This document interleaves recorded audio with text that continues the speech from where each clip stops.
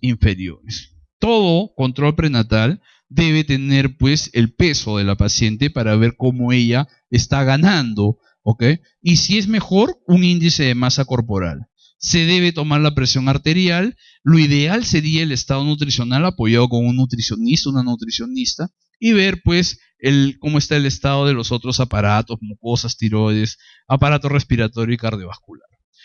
Hacemos, si ya se puede, la altura uterina, las maniobras del Leo, porque ya las hemos visto y las pasamos rápido, y finalmente escuchamos los latidos cardíacos fetales, y todo eso lo registramos en el carnet de control prenatal o en la historia clínica perinatal. Y hacemos la exploración ginecológica, y lógicamente debemos hacer una pelvimetría, ¿ok?, en el primer control prenatal, para ya ir más o menos estableciendo si esta gestante tiene la posibilidad de ir a un parto vaginal. Cuando hacemos el control prenatal, nosotros tenemos todo un grupo o toda una batería de análisis con las cuales empezamos el control. Y estos son los que se mencionan acá: hemoglobina y hematocrito, la serología para sífilis usando el VDRL o lo que más se está usando actualmente en nuestro medio, que es el RPR, hacer detección de antígeno de superficies para hepatitis B, el grupo sanguíneo, y acá falta lo importantísimo, el factor RH, la prueba para el virus de la inmunodeficiencia humana, un examen completo de orina en el cual me puede determinar incluso que pueda pensar que tenga algún tipo de infección esta mujer, el dosaje de glucosa, urea, creatinina y lo que les había mencionado, ¿no? Esto es tomado de las guías nacionales. El Papa Nicolau de Cervix está establecido como norma dentro de lo que primero se debe solicitar en el primer control prenatal.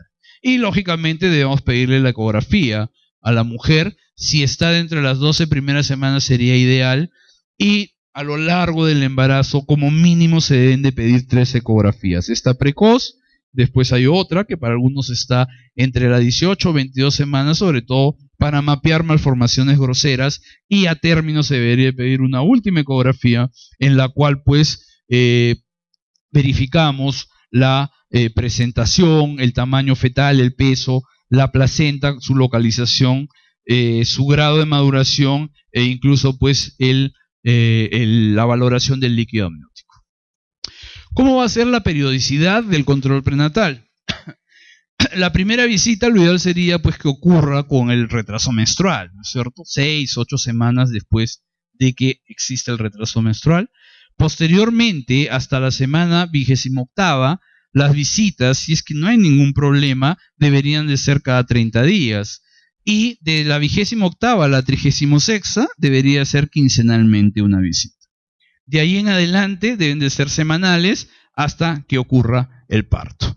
Y se considera que una gestante está controlada cuando como mínimo tiene 6 controles prenatales.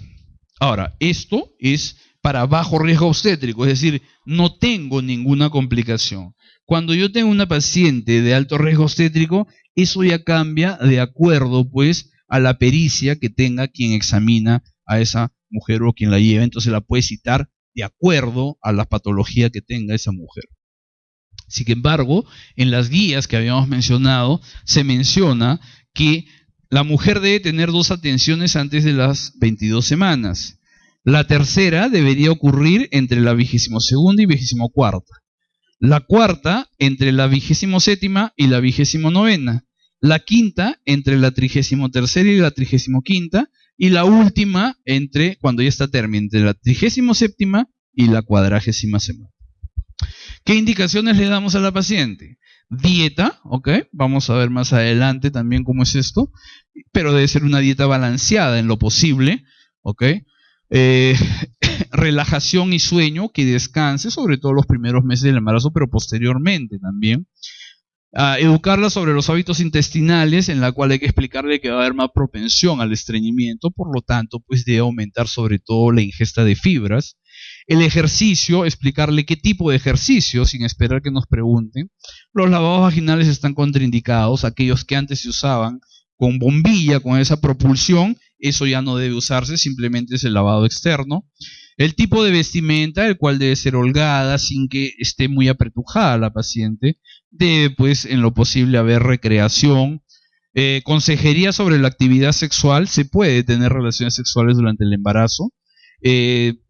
Proscribir, pues, hábitos nocivos como el tabaco. Y si la mujer trae alguna enfermedad que necesita ser tratada durante la gestación, ver y evaluar el tipo de fármaco que ha sido prescrito y si que es posible seguir manteniendo esta indicación durante el embarazo. Al final vamos a hablar un poquito de psicoprofilaxis obstétrica, en lo cual va orientado sobre todo al conocimiento de todos los eventos con calma que se puede hacer. No se puede hacer eso en una consulta, ¿ok? Para sobre todo pues manejar muy bien el tema del dolor. Pero acá también la psicoprofilaxis se aprovecha. Generalmente lo hacen las obstetrices este programa, en la cual pues se les afianza sobre todo con signos de alarma, cómo va a ser el parto, cómo va a transcurrir todo eso. Las consultas del control, cómo va a ser la periodicidad y sobre todo pues educar sobre el reconocimiento de los signos de alarma. Entonces la educación va dirigida básicamente a signos de alarma, nutrición, lactancia, sexualidad y planificación familiar. En cuanto a los signos de alarma, son clásicos y conocidos, por ejemplo, la pérdida sanguínea por vagina. De acuerdo, no interesa la cantidad, no interesa a qué edad gestacional, siempre es un signo de alarma y algo está ocurriendo con este embarazo. El dolor de cabeza, pero no aquel dolor de cabeza pues que podría ocurrir leve al inicio como síntoma presuntivo, sino aquel dolor persistente, ¿ok? Duradero y repetitivo. Y peor si es global o occipital o frontal, ¿ok? Y muchas veces esto viene de la mano con visión borrosa y zumbido de oídos. Estos son signos muy asociados sobre todo a complicaciones como los estados hipertensivos del embarazo. Dolor abdominal o lumbosacro, el cual pues no remite ni con el reposo y se hace persistente y duradero. Pérdida del líquido amniótico, este es otro signo de alarma importante en la cual a la mujer se le explica, pues, y si tiene dudas incluso de que ha perdido orina y no es líquido, de todas maneras debe acercarse a una emergencia. La fiebre siempre es un signo de alarma porque hay que descartar pues cualquier tipo de infección y es más, así no sea del aparato genital, o sea, no sea de la parte obstétrica, un foco infeccioso que nos dé fiebre puede complicar finalmente el embarazo. Náuseas y vómitos intensos, aquellos pues que ya a la gestante ni siquiera les permite tolerar sólidos ni líquidos, o la hinchazón pues desmedida, sobre todo en piernas, y peor si ocurre en las manos y es duradera o a una edad gestacional muy temprana. Y otro signo de alarma muy importante es la disminución de los movimientos fetales. La mujer siente cómo se mueve su hijo y cuando éste disminuye o lo que es peor, desaparecen los movimientos, este es un signo de alarma muy importante. En cuanto al régimen higiénico dietético, lo que hay que orientar es que a que las pacientes deben de tomar una alimentación, balanceada, dijimos, siempre respetando sus costumbres y sobre todo los productos de las zonas. Por lo menos 3 veces a la semana debe comer proteínas, si puede más sería lo ideal. Hemos dicho que el estado de la gestación pues tiende a muchos depósitos proteicos, sobre todo por parte del producto. En cuanto a la dieta materna, se debe lograr pues la ganancia ponderal adecuada, lo que habíamos dicho, equilibrada. En el primer trimestre lo más lógico es que pierda peso la mujer por las mismas náuseas, vómitos, tiene incluso asco a determinados olores, determinados alimentos. Por lo tanto, lo más fácil es que no los toma o no los ingiera. Y posteriormente ya va a haber un aumento pues gradual de la ganancia ponderal, sobre todo a mitad de la gestación comienza a ganar, y en el último trimestre es abismal también cómo comienza a ganar peso la mujer y se puede ir, pues, como su compañero decía, quizás hasta una obesidad por la alta ingesta. Como va a ocurrir todo esto, el balance nitrogenado finalmente es positivo y requiere hacer los depósitos de grasa. En la gestante pues se debe aumentar unas 300 kilocalorías por día adicionales a su dieta. Y esta es la tabla que les había mencionado, sobre todo basado en los índices de masa corporales previos al embarazo y el aumento total de kilos recomendados, ¿no es cierto? Incluso pues está el índice bajo, normal, alto, o aquellas que son obesas, ¿no? Que ya tienen una buena carga energética de depósito, entonces pues no se le puede permitir aumentar mucho de peso, sino va a exacerbar eso y va a ser difícil que posteriormente esta mujer recobre su silueta como era antes del embarazo. En cuanto a los suplementos de vitaminas y minerales, si todo es balanceado, si todo es normal, se supone de que no se va a requerir estos. Pero en nuestro medio pues no hay nada casi normal, ¿no es cierto? Incluso hasta nosotros, por nuestra misma vida, muchas veces no ingerimos una dieta balanceada. Imagínense pues este tipo de mujeres que nosotros estamos hablando del grueso, ¿no es cierto? De las mujeres en estratos pobres, socioculturalmente deprimidas, etcétera. Generalmente nosotros, por ejemplo, en el hospital, a todas les damos suplementos. Suplementos sobre todo pues de elementos, de oligoelementos, minerales y vitaminas, ¿no es cierto? Por lo menos unos 400 microgramos de ácido fólico, lo que en realidad, referente al ácido fólico y sobre todo en aquellas pacientes que han tenido antecedentes de productos con alteraciones en el tubo neural, estas deberían de aumentar la ingesta del ácido fólico por lo menos unos 4 meses antes de quedar embarazada. Y se ha visto pues que se previenen en el futuro esto, ¿no? Pero si no, habíamos mencionado las náuseas, vómitos, no nos van a permitir iniciar con estos agentes farmacológicos, entonces posteriormente se le va a dar su suplemento de ácido fólico, calcio suplementario, por lo menos 1200 miligramos por día, y en cuanto al hierro se recomienda pues por lo menos unos 30 miligramos de la sal ferrosa, en la forma que ustedes quieran, gluconato, fumarato, citrato, lo que quieran, pero que al final te dé 30 miligramos del hierro elemental. Y sobre todo ahora se habla también incluso del zinc y del cobre, ¿ok? Que deberían de darse sus suplementos. Y por lo general todos estos vienen asociados a elementos farmacológicos en el cual pues tiene multivitamínicos y oligoelementos. Esta tablita de acá es para que simplemente ustedes vean cómo es la variabilidad en cuanto a las calorías necesarias de una mujer adulta en edad reproductiva sin embarazo, aquella que esté embarazada y aquella que da de lactar, ¿cierto? Es decir, en la lactancia es donde se necesitan mayores cantidades de kilocalorías y de algunas vitaminas, por ejemplo, miren la A cómo varía, las otras mínimo, otras quedan igual, pero otras también, como los minerales, casi es lo mismo, pero en la lactancia es la cual se requiere mayor cantidad de esto por el desgaste energético que tiene la madre al darle la lactancia.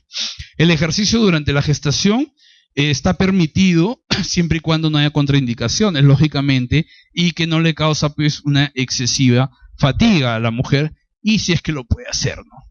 Mejor ejercicio, hay muchas de las mujeres gestantes que trabajan, ¿no? Y trabajan realmente en actividades, pues, a veces vendiendo, caminando, etcétera, y eso ya basta como ejercicio. Debe ser regular, ¿ok? No esporádico, debe suspenderse si existen, pues, sintomatologías en la cual se exacerba esa disnea fisiológica de la que habíamos hablado, evitar el calor excesivo, y durante el segundo y tercer trimestre evitar ejercicios en posición supina prolongada, ¿no es cierto? Porque si no va a traer alteraciones a nivel abdominal. Están contraindicados, por ejemplo, en hemorragias, en el cervix incompetente, en aquellas que tengan factores para un parto prematuro, las que tengan rotura de membranas, generalmente están hospitalizadas, hipertensión inducida por el embarazo. Y existen múltiples, la natación, por ejemplo, o los ejercicios bajo el agua son muy buenos para este tipo de pacientes. En cuanto a la lactancia, ya habíamos hablado sobre la evaluación que tienen estos órganos y sobre todo pues en el cuidado de estas glándulas por parte de la madre, enseñándoles ya desde etapas tempranas del control prenatal sobre la higiene, los ejercicios a hacer sobre todo a nivel del pezón. Debe usar un brasier adecuado, ¿ok? ¿Por qué? Porque está creciendo en volumen, entonces no va a pretender usar la misma talla que usaba cuando no tenía embarazo.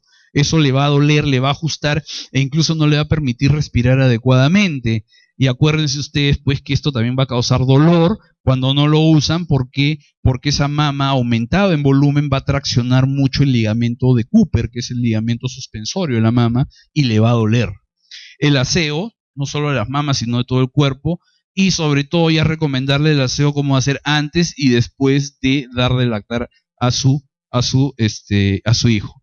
Y la colocación correcta del pezón y todo eso, ya esos, los pediatras sobre todo saben muy bien eso. Ellos les hacen clases incluso, ¿no? Usar pues para los, como les decía, masajes, etcétera, ver cómo erectar acá el pezón para ir sacando, sobre todo las primerizas, las que no han tenido o no han dado de lactar, a veces es difícil, vienen con presiones vertidos o aplanados, entonces hay que comenzarle a enseñar, y a veces, muchas veces, las propias gestantes lo miran a uno cuando le dicen, pues, previo al embarazo, en etapas tempranas, que es el esposo el que tiene que estar succionando. ¿Para qué? Para imitar lo que va a hacer el bebé y sacar ese pezón. Porque si el pezón está plano en el momento de la lactancia, si bien la mayoría de niños o de bebés nacen sin dientes, tienen esas arcadas que son potentes. Y el bebé no habla, ¿no es cierto? Y se desespera de hambre.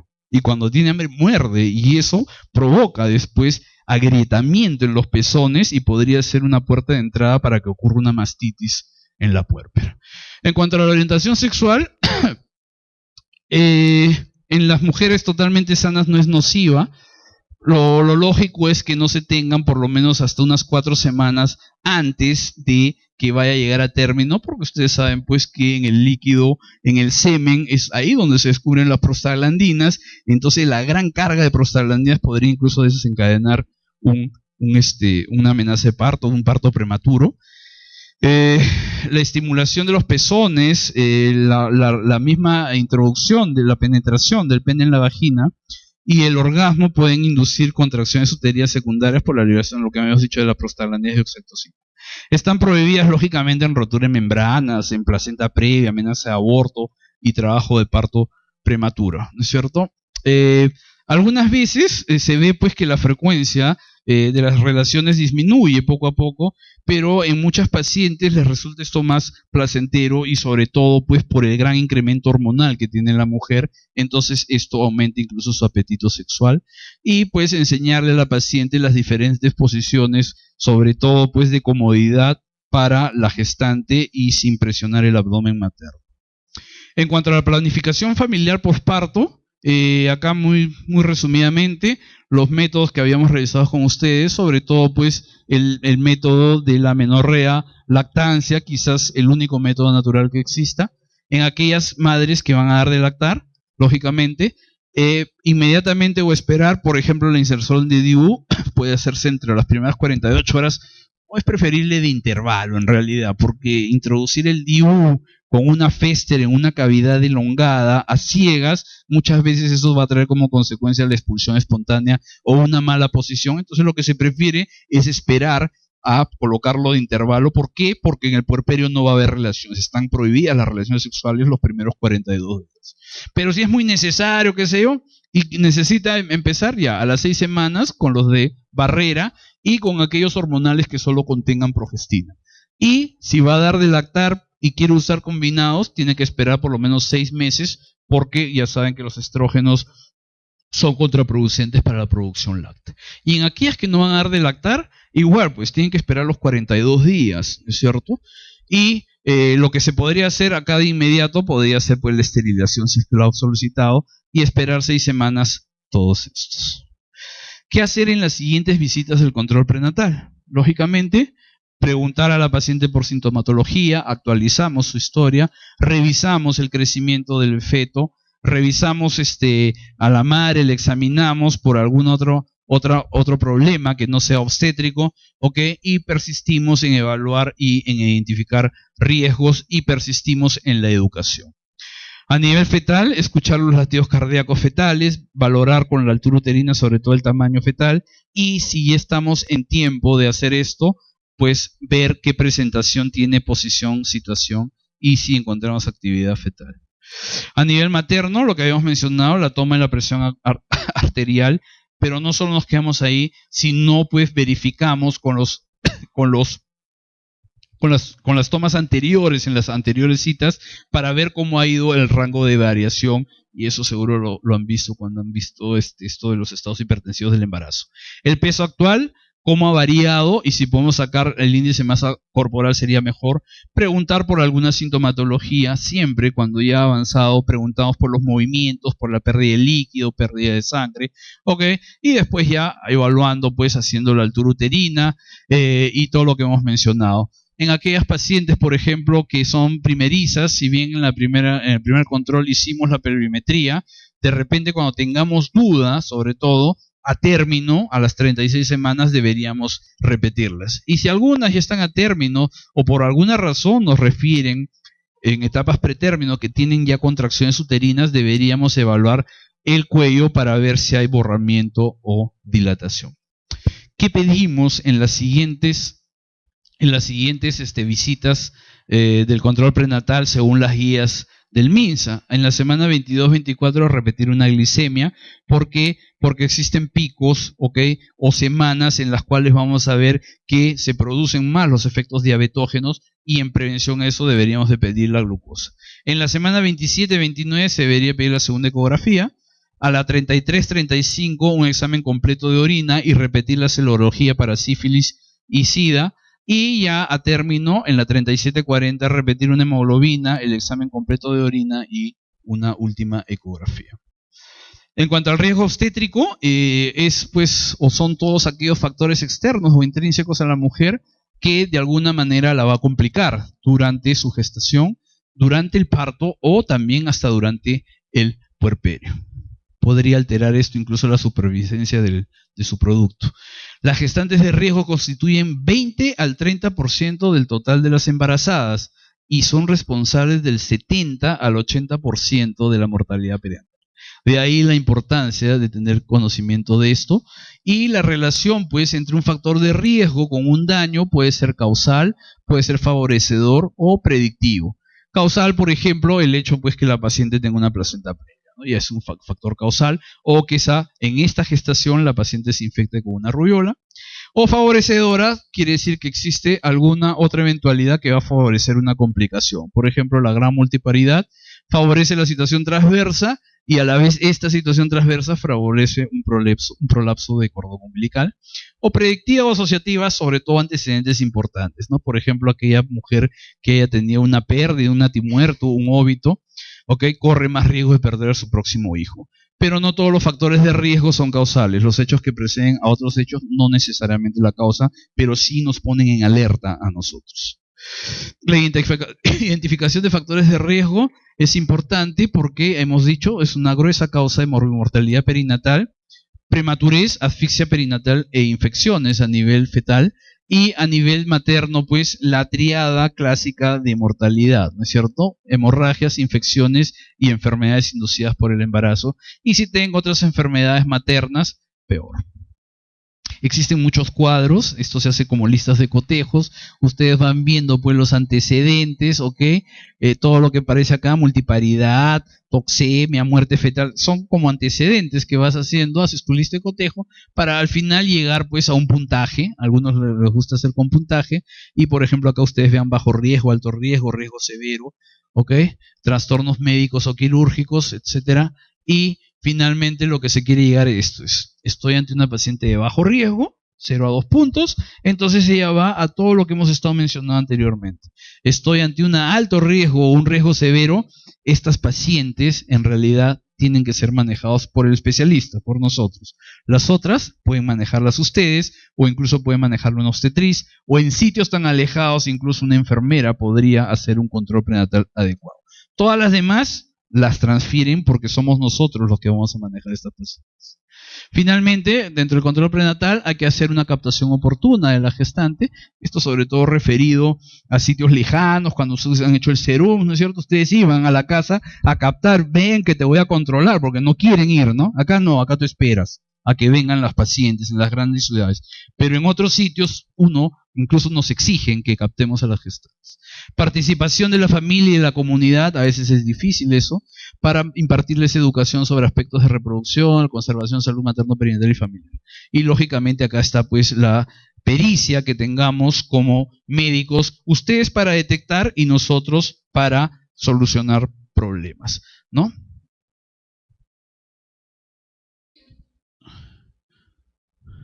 Y en cuanto a psicoprofilaxis, pues son las actividades para dar una atención ya integral a la gestante, para que conozca pues cómo es el embarazo, el parto y el posparto y que no tenga temor al dolor. Generalmente el parto debe de doler, ¿no es cierto? Esto hace también que disminuyan algo las complicaciones y contribuya indirectamente a disminuir la mortalidad materno-perinatal. Es generalmente esto de la psicoprofilaxis, nació sobre todo en la escuela rusa, es un método conductual que propone obtener a la madre y al niño sano y que el parto sea lo menos molesto e ingrato para la madre, que generalmente no es, ¿no? Es por ustedes que han tenido oportunidad, ven cómo duele, los gritos, etcétera. La madre debe ser preparada durante todo el embarazo para disminuir el dolor y la ansiedad del parto con la participación activa del esposo y la familia. Muchas veces esto no se puede hacer en una sociedad como la nuestra, en la cual pues el esposo realmente a veces tiene que trabajar y solo acompaña en los últimos momentos. No porque no quiera muchas veces, sino porque tampoco le alcanza el tiempo. Instrucción, acá hay dos métodos, la Maseca y Leoyer. Instrucción a los padres sobre ejercicios corporales de relajación, de respiración.